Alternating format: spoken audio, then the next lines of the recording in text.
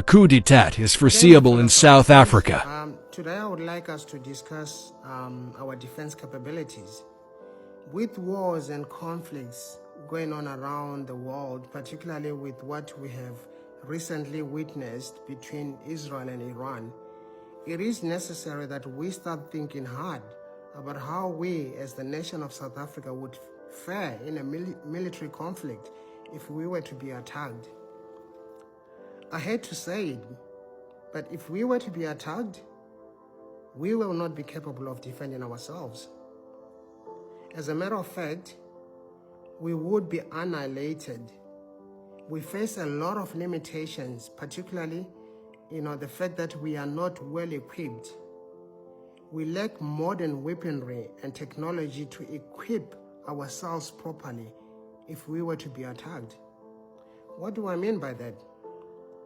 Simply that due to a failed government and corruption, we lack a defense budget to enhance our military capabilities, and as a result, we also lack highly trained personnel. That is, we lack funding towards defense spending, and as a result, we face challenges in modernizing our equipment and procuring new technologies. Look, while not all wars today are exclusively fought in the skies, air power is a significant aspect of modern warfare. Modern militaries rely heavily on air power for strategic bombing, close air support, and air superiority. The conflicts in Ukraine, the Middle East, and the ongoing tensions in the Asia-Pacific region, for example, all demonstrate the importance of air power in modern warfare. Unfortunately, currently in South Africa, we lack advanced aircraft, technology, and capabilities. We currently have less than 10 functional military aircrafts due to financial constraints. Yes, you heard me right, less than 10. We lack ballistic missile capabilities. While we previously did develop a nuclear weapons program and related ballistic missiles program, we dismantled both programs in the 1980s and early 1990s. We also currently lack strategic intelligence and partnerships, particularly with major players like the United States and the UK, which could act as force multipliers if we were to be attacked. While we might consider Russia and India or even China as strategic partners, some of these countries are currently facing their own problems. Russia, for example, is currently in a war against Ukraine, and India is also in a war against Pakistan. So these two countries' current focus will be to defend their country's interests. China, on the other hand, doesn't always offer free aid. A significant portion of its assistance to other countries in the form of loans, investments, or military assistance frequently comes with certain stipulations and conditions. For example, political conditionality, embedded conditionality, emergent conditionality, and cross-conditionality. So, South Africa could potentially end up being owned and controlled by China.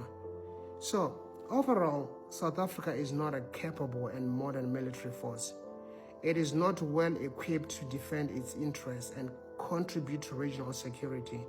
It is not adapting to evolving strategic landscapes, and as a result, even a small country like Latvia, which is limited and relatively small in size in terms of our defense personnel numbers, about 9,000 to be accurate, could potentially wipe the floor with us in a war because it is well equipped and possesses modern weaponry and technology. Now look, for a country that used to be rated among some of the most powerful military nations in the world, today we rate amongst the world's weakest. That's a fact. And this is not to suggest that our men and women in uniform are not capable of fighting or merely disrespecting them. Not at all. Not at all. Having served in the military myself, I have the utmost respect for our men and women in uniform. Be it the military force or the police force, I respect them more than I respect our useless politicians. These are our heroes who are willing to sacrifice their own lives for our freedom. And with proper equipment and training, I have no doubt at all, they would fare well against any other military force in the world.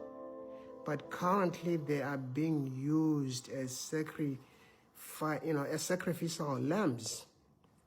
That's concerning. We saw what happened not so long ago when some of our defense personnel, were sent to the DRC without proper equipment. We lost 14 brave soldiers.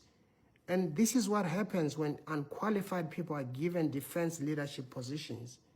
For example, our current Minister of Defense, she wouldn't be able to tell the difference between a revolver and a pistol. It saddens me to see our heroes, brothers and sisters treated like this. The same can be said about our police force, our police officers. The reason they are not capable of controlling and containing crime in South Africa is also due to lack of proper training and equipment.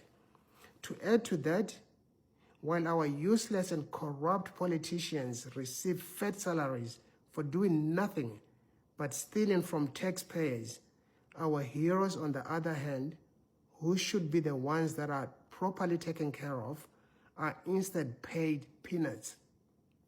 The average monthly salary of a police officer is in the range of 18,000 Rand and 37,000 Rand.